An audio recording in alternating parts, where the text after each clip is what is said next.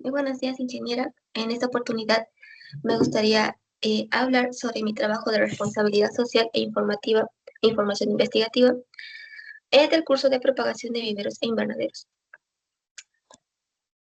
Bueno, la propagación de las plantas es una disciplina fundamental en la agronomía, ya que permite la producción masiva, la sostenibilidad agrícola y la conservación de especies adaptadas a diversas condiciones edafoclimáticas. Bueno, para esto se ha evaluado la propagación sexual y también la propagación asexual. En la sexual se ha realizado mediante semillas, que es la fuente primaria de la variabilidad genética y el método tradicional para producir portainjertos y cultivos anuales, ¿no? Ya sea como la cebolla, también es el pino, el tomate, ¿no? Bueno, en la propagación asexual, su fundamento es la totipotencialidad celular para regenerar tejidos a partir de órganos somáticos que permiten clonar plantas élites, conservando el 100% de la fiabilidad genética, garantizando la uniformidad del huerto y acortejando la fase juvenil. Bueno, en el desarrollo del reto 1, la propagación sexual, bueno, el reto se enfocó en la evaluación de la producción gámica o sexual mediante la germinación de semillas de 3 especies que son la cebolla, el pino enano y la tuna. Bueno, la cebolla se caracteriza por ser angiosperma monocotiledonia, que produce semillas un tipo de ortodoxo de color negro, rugoso, pequeño, de 3 a 4 milímetros, ¿no? Con un endosperma rico en reservas lípidas y proteicas.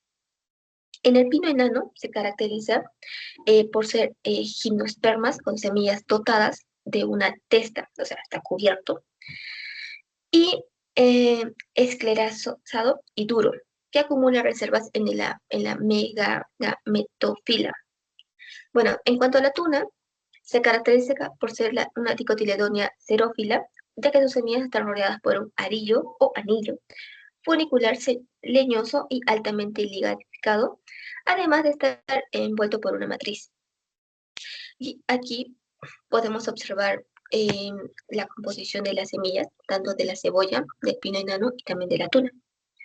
Bueno, el procedimiento experimental y la metodología fitotécnica. En el paso 1 se hizo la colecta en el campo y también la limpieza del germoplasma. En cuanto a la cebolla, la recolección de las umbelas maduras como cápsulas secas directamente en las parcelas agrícolas del Valle de Moquegua. Se procedió al trillado manual aventado para separar las semillas del matiz y los restos vegetales. En cuanto al pino enano, se hizo la extracción de semillas a partir de extrobios leñosos, o sea, los conos maduros colectados en áreas urbanas del cercado de Moquegua. Y se aplicó un secado ambiental para favorecer la apertura de las escamas seminíferas. En cuanto a la tuna, se hizo una selección de frutos maduros en el sector de Chenchen y se hizo una extracción manual de la pulpa y posteriormente una lexiviación del mucílago mediante la fricción controlada sobre el tamiz de la malla fina bajo un flujo continuo de agua destilada. Y seguidamente pues se hizo un secado a la sombra más o menos de 48 horas. Aquí podemos ver la recolección de las semillas en el Valle de Moquegua, con las semillas de cebolla. Y aquí podemos ver la recolección de las semillas de pino. Y aquí podemos observar cómo se realizó la recolecta de la tuna para luego obtener sus semillas. En el paso 2, en la desinfección fitosanitaria, bueno, para erradicar la microflora epífera, o sea, hongos, también bacterias del suelo, que pudiera colonizar los sustratos de la siembra, bueno, todos los lotes de la semilla, ya sea de la cebolla, del pino o de la tuna, se sumergieron en una solución de hipoclorito de sodio al 1% durante 3 minutos.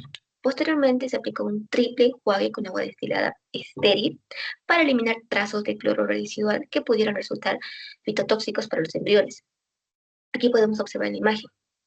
Bueno, en el paso 3, la aplicación de los tratamientos pregerminativos, el diseño experimental, se establecieron tratamientos diferentes según la fisiología de cada especie para romper los bloques de su latencia. En cuanto a la cebolla, se hizo una inmersión de agua destilada a una temperatura ambiente de 20 grados más o menos por 12 horas. En cuanto al pino enano, se hizo una colocación de semillas sobre el papel del filtro hidratado en una cámara más o menos de 4 grados durante 5 días. Y con la tuna se hizo una escarificación mecánica directa, o sea, un desgaste y una abrasión de anillo funicular leñoso utilizando lija de agua de grano fino. En el paso 4, en la siembra y el establecimiento, se utilizó un sustrato empleado, o sea, la mezcla homogénea de la turba rubia más la perlita proporcional, esterilizada, obviamente, ¿no? Garantizando una alta capacidad de retención de humedad y una óptima porosidad de adhesión. También se utilizó vasos plásticos, los biodegradables, más o menos de 7 onzas, orificados en el drenaje basal. Y pues obviamente la profundidad de la siembra de la cebolla fue de un 0,5 centímetros aproximadamente, del piñonado un 0,8 centímetros y de la tuna pues un centímetro. En cuanto a los resultados, pues en la cebolla se apreciaron 4 plántulas perfectamente establecidas, dispuestas en el file vertical, que muestran una estructura foliar tubular caracterizada por su erguida de color verde vívido y turgente, ¿no? Y en cuanto al pino enano, se observaron 3 plántulas en la hilera central, en un hábito de crecimiento compacto, erecto y centrado. Presentan un verticilo de acuícelos jóvenes de color verde claro dispuestos en una forma radical.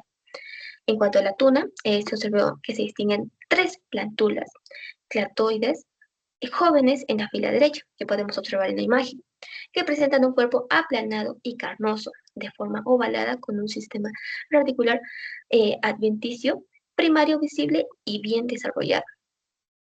Bueno, en cuanto al desarrollo del reto 2 en la propagación asexual, el reto se enfoca en la evaluación de la multiplicación genética clonal en las especies de alto valor comercial y agroecológico. Para esto se utilizó estacas leñosas, estacas herbáceas, en este caso pitahaya, en acodo aéreo, que es la higuera, y la división de los órganos especiales, que es en este caso el quión. Aquí podemos observar cómo se obtuvo las estacas de la higuera, tanto para la estaca leñosa y el acodo aéreo. Y aquí podemos ver también la obtención de las estacas herbáceas, en este caso la pitahaya, y aquí pude obtener el jengibre, ¿no? Que pues todos tenemos en casa. En cuanto al procedimiento experimental, bueno, esta es la técnica 1, que es la estaca leñosa de la higuera.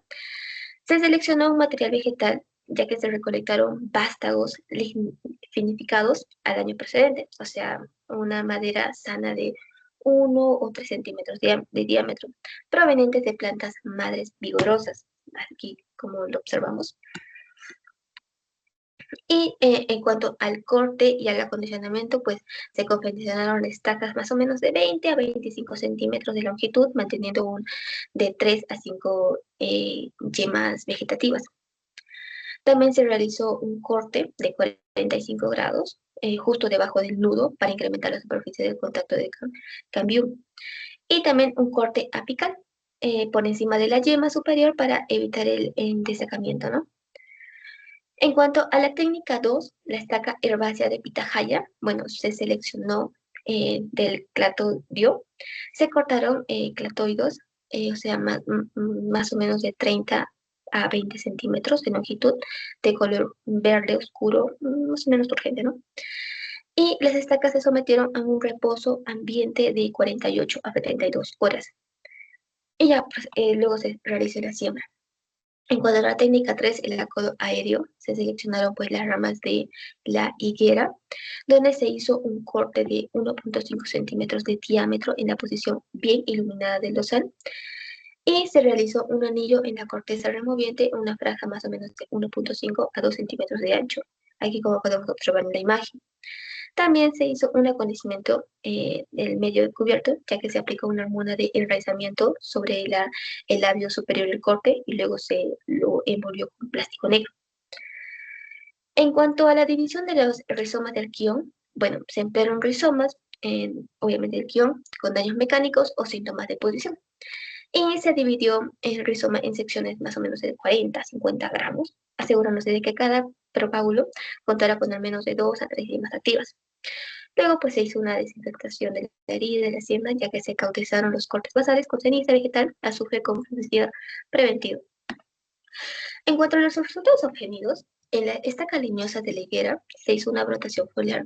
Se observó que un desborde en las yemas apicales superiores en la segunda semana, gracias a las reservas carboneras de la madera.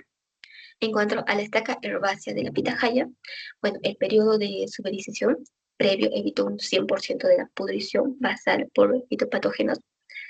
Y en cuanto al acodo aéreo de la higuera, más o menos después de 4 a 5 semanas, al retirar el envoltorio negro, se constató la acumulación de auxinas en la zona superior del anillo, que generaron una masa de raíces alpecidas primarias y secundarias. Y en el rizoma del guión, pues la brotación efectiva de los ojos eh, para sustentar el rápido crecimiento del brote inicial y emisiones de raíces fibosas absorbentes en la base de la yema. Bueno, las conclusiones. En la propagación sexual, efectivamente, la diferencia de los tratamientos pregerminativos se demostró que la respuesta germinativa depende directamente del tipo de latencia de cada especie, mientras que en la cebolla presentó una rápida reactivación metabólica y emergente uniforme, es únicamente en la inyección, ¿no? Simple.